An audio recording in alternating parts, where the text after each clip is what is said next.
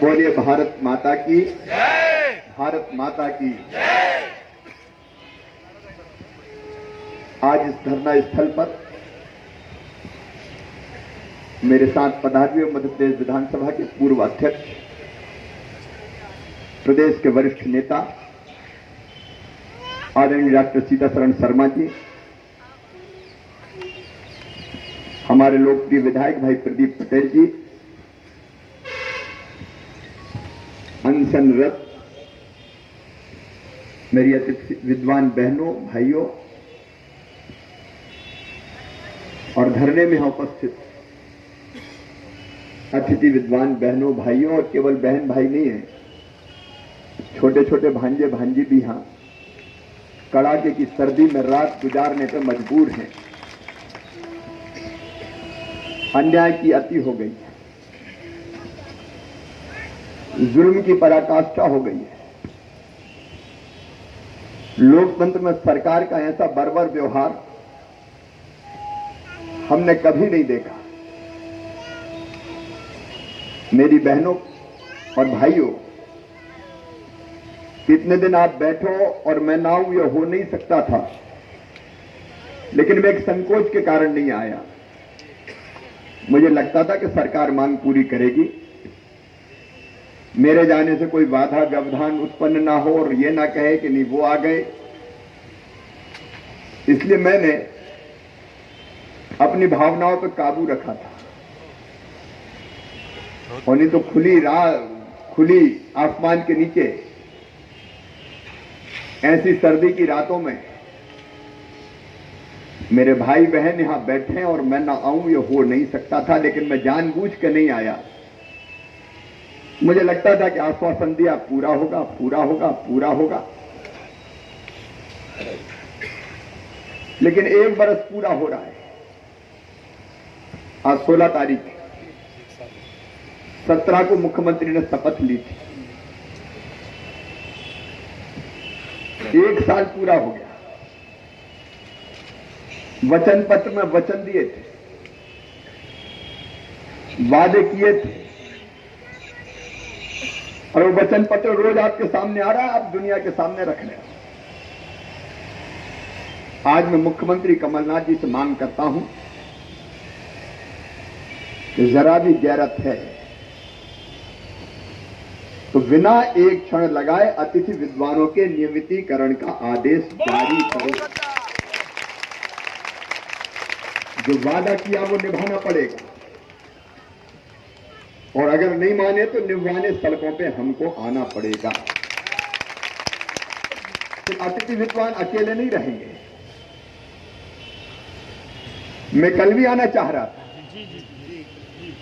लेकिन मैंने सोचा कि ऐसा ना हो कि आपको लगे कि ये बीच में आए तो हमारा काम न बिगड़ जाएगी। ये संकोच मेरे अंदर था। मुझे लगा कि सरकारी श्रेय ले, रोने अब तुम्हारे आंसू मैं पीऊंगा, चिंता मत कर मेरे भाई। और तकलीफ मुझे इस बात की हुई जब मेरी बहनें आज आई और उन्हें वर्णन किया। अरे हम भी मुख्यमंत्री थे तब भी आंदोलन होते थे, लेकिन आंदोलनकारी जो शांतिपूर्ण ढंग से आंदोलन करे, उनको छिंदवाड़ा से भर के वज्र वाहन में और भर के नहीं ठूस ठूस के पटक दिया। कमलनाथ जी जरा तो शर्म करो। तुमने मेरी अतिथि महिला जो बहनें थी, अतिथि विद्वान बहनें, उनको वाशरूम से घसीट के पुलिस ने वज्र वाहन में डाला और पिपरिया के जंगलों में छोड़ दिया। जरा भी लज्जा नहीं आई, दया नहीं आई। ऐसा अन्याय कहीं देखा है? और वहां से पैदल चले आ रहे हैं, पैदल आ रहे थे, तब भी मेरे मन में आया कि एक जगह आपसे मिलूं, लेकिन तब भी मैंने भावनाओं पर काबू पाया कि नहीं, हम इनको लड़ने दो, चाहे कि सरकार इनकी सुने और मांग पूरी करे। अब आज जब मेरे पास जो बहनें गई थी अध्यक्ष जी के साथ, जब उन्हें पूरी व्यथा मुझे बताई तो मैंने कहा मैं आज ही आऊंगा, मैं अब नहीं रुक सकता। ये अन्याय की अति है। ये दारुण कहानी, ये दर्द, ये तकलीफ, ये कोई परेगढ़े लोग नहीं है। ये कोई ऐसे नहीं घर कहीं से उठा लाया और अतिथि विद्वान बना दिया। एक पारदर्शी प्रक्रिया से चयन हुआ है। जी सर।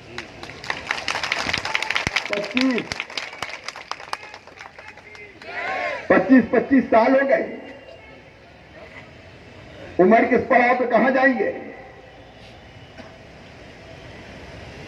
और इसलिए हमने भी कमलनाथ जी फैसला किया था किसी भी कीमत पर अतिथि विद्वान नहीं हटेंगे। बिल्कुल जी सर। हमने अतिथि विद्वान निकाले नहीं, लगातार चर्चा चलती रही। आप सर सैलरी में बढ़ाई थी और ये भी कहा कि पीएससी से चयन होगा तो भी अतिथि विद्वान किसी भी कीमत पर नहीं हटेंगे, वो रहेंगे, क्योंकि वो जाएंगे कहां? जी सर। कहां जाएंगे? पैसे तो बढ़ाइए, वो कोई कहने की बात नहीं है, आपकी जानकारी में। जी सर, आपने ही बढ़ाए सर।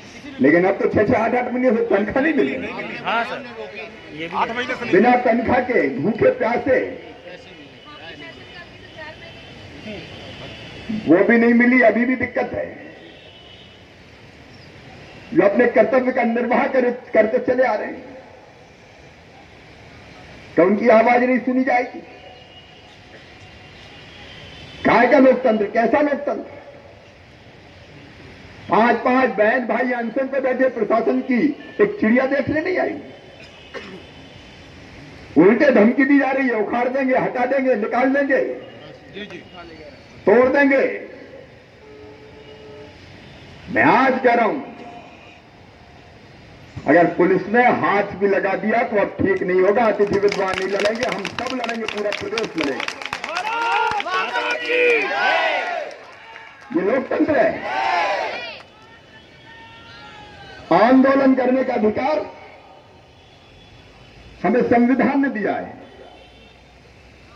ये लठ लेकर नहीं आए, ये तलवारें लेकर नहीं आए, ये खून खराबा करने नहीं आए। ये गांधीवादी तरीके से अपने को कष्ट देके अपनी मांगे, जायज मांगे पूरी करवाने आए। जी सर। क्या इनकी आवाज नहीं सुनी जाएगी? क्या इनकी आवाज कुचलने का बेरहम प्रयास किया जाएगा?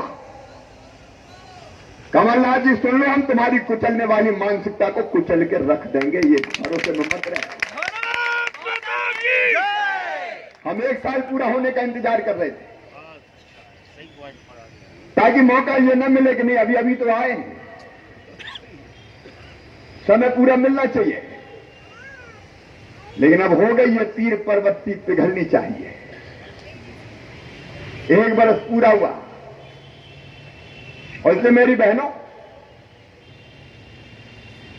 अनशन पे बैठने की जरूरत नहीं है। मैं जबरदस्ती नहीं करूंगा। लेकिन ये सरकार अगर नहीं मानी तो मैदान में आके हम डटेंगे। नहीं होगा तब तक हम अभी विधानसभा में इस मामले को ताकत के साथ उठाएंगे। आज भी भारतीय जनता पार्टी के विधायक दल की बैठक है। हमारे नेता प्रतिपक्ष श्री गोपाल भार्गव जी भी यहां आए थे, डॉक्टर सीतासरण जी साथ में। विधायक दल की बैठक में भी चर्चा होगी। विधानसभा में भी मामला पूरी ताकत से उठाएंगे और उसके बाद ये सरकार नहीं मानी तो ईंट से ईंट बजाएं देंगे। फिर हमारी लड़ाई सड़कों पर होगी। मुद्दे कई है लड़ने के, लेकिन अतिथि विद्वानों का मुद्दा बहुत मानवीय है और इसलिए अपना संपूर्ण समर्थन देने आज आपको हम आए। कोई बहुत बड़ा संकट नहीं है। जो रिक्त पद पड़े हैं उन पर भर्ती कर दो, उन पर नियमितीकरण कर दो। जो रिक्त पद है उसके बाद केवल 800 कुछ बचते हैं, उसने नए खोल दो यार। मामा तो हर साल कॉलेज खोलता था, खोल खाल के पूरे कर दो, कौन सी तरीका। उच्च शिक्षा का लोक जातीकरण करना है। बिल्कुल बिल्कुल बिल्कुल। तो बच्चे शहरों में आके नहीं पढ़ पाते, इतना खर्चा कहां से देते? सही। कमरा किराए पे लो। अभी अलग बात है कि मैं किराया भरता था कमरे का, वो भी बंद कर दिया बच्चों का। लेकिन बाकी किसी मुद्दे पे मैं नहीं जा रहा। अरे 878 पद है, जो बड़े कस्बे हैं अच्छे कॉलेज खोल दिए जाए, अतिथि विद्वान वहां पढ़ाएं और बच्चे पढ़े। अब 12वीं को तो कोई मानता ही नहीं, अगर कोई कहे कहां तक पढ़े, बोले 12वीं तक, तो लोग ऐसा मुंह कर लेते हैं यार 12वीं तक तो पढ़े, क्या धरा है। जी बिल्कुल सही। उच्च शिक्षा जरूरी है, और हम उच्च शिक्षा के प्रतिशत में देश के एवरेज से बहुत नीचे हैं अभी। हम मुझे तो ये कह रहे हैं कि कॉलेज बंद करेंगे, बिल्कुल कॉलेज बंद करने की बात, 70 कॉलेज बंद करने की बात आई। बंद करके तो ये देखे नवीन कॉलेज भी बंद नहीं होने देंगे। आग लगे ऐसा काम मत करो कमलनाथ। इसलिए 878 पद ने स्वीकृत करो और इनका नियमितीकरण कर दो। मैं खुद अभिनंदन कर दूंगा आप लोगों की तरफ, मुख्यमंत्री का। मांग पूरी होनी चाहिए, श्रेय तुम ले लो, बहुत बड़ी बात, माला पहनो, तिलक लगा देंगे, बहुत बड़ी बात। लेकिन इनकी जायज मांगों को पूरी करो। और इसी भाव से आज आपको पूरा समर्थन देने आए। विधायक दल की बैठक में बात होगी और प्रशासन सुन ले। मैं फिर कह रहा हूं, हाथ मत लगा देना, उंगली मत उठा लेना, नहीं तो हमसे बुरा कोई नहीं होगा। टाइगर अभी जिंदा है।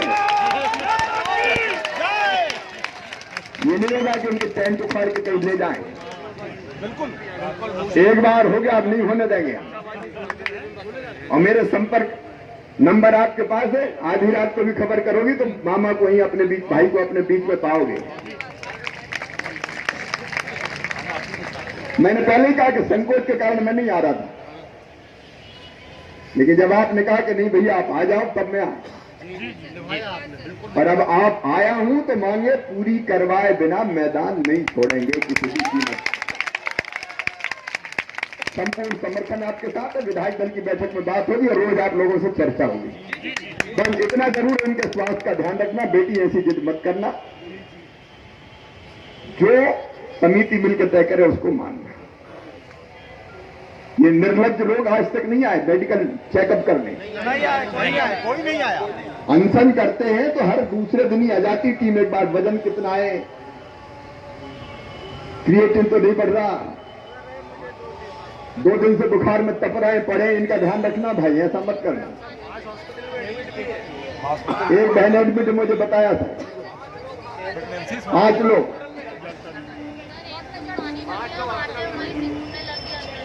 तो इसलिए मैं कह रहा हूं कि समिति बैठ के इसका भी विचार करें। हम लड़ेंगे ना, चिंता काय को करते, अकेले ये काय को लड़े, हम लड़ेंगे। तो इसलिए जो हमारी समिति है वो इनकी चिंता जरूर करे। और बाद में लड़ाई केवल इनकी नहीं हमारी भी है। मिलकर लड़ेंगे और जीतेंगे, ये ऐलान करने आया हूं। हटने तो नहीं देंगे। आप सबके जज्बे को मैं प्रणाम करता हूं।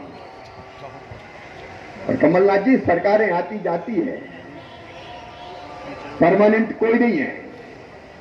जी सर। यस ले लो, उसमें क्या दिक्कत है, जिंदगी भर दुआएं देंगे। ये संदेश भी मेरा मीडिया वाले पहुंचा दें। यश प्राप्त करो, कीर्ति प्राप्त करो, नियमित करो इनको, बहुत बड़ी बात। और बच्चे भी दुआएं देंगे। और नहीं तो इनकी आहें तुम्हारी सरकार को जला के राख कर देंगे। हम आपके साथ हैं अंतिम दम तक, अंतिम सांस तक। बोलिए भारत माता की, भारत माता की। जुल्म के आगे नहीं झुकेंगे, जुल्म के आगे नहीं झुकेंगे, जुल्म के आगे नहीं झुकेंगे। जुल्म किया तो और लड़ेंगे, जुल्म किया तो और लड़ेंगे, जुल्म किया तो और लड़ेंगे। आप अकेले नहीं लड़ोगे, मामा आपके साथ लड़ेगा। बहुत बहुत धन्यवाद।